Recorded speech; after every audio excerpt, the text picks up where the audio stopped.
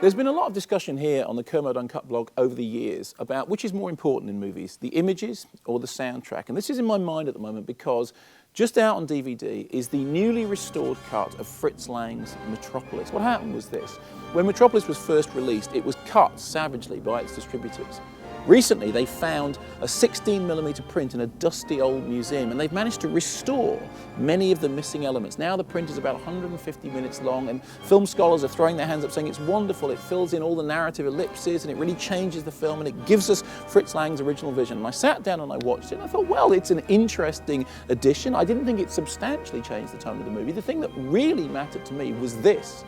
The soundtrack was different because the soundtrack on the version that I watched was a lush orchestral score, and the last time I saw Fritz Lang's Metropolis was in a cinema in Paris with music by Giorgio Moroder, including such then fashionable talents as Adam Ant. And my main memory of watching the film was thinking this may be a masterpiece, this may be a beautiful print. You know what?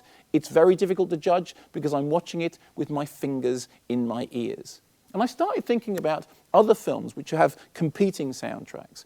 The most classic example, I think, would be Ridley Scott's film, Legend. It's a very flawed film, but there are two completely different soundtracks for that film. One is a syntho-pop score by Tangerine Dream, which is designed to appeal to the youth audience. The other, which is Ridley Scott's preferred score, is a Jerry Goldsmith orchestral score, and I think that's definitely a better score. As you probably know, there's a famous story about Alex North scoring Kubrick's 2001, got very, very close to the end of production, then Kubrick threw that score out and said, I'm going to go with found music. And some film scholars have actually taken videos of Kubrick's 2001 and put the Alex North score on it. There was a famous story about the release of 1984, Michael Radford's movie. That won awards, but Michael Radford took to the stage to decry the Eurythmics for putting their syntho-pop onto his movie without his permission. Turned out they didn't know they didn't have his permission. It was the record company that did it because they wanted to attract the younger audience.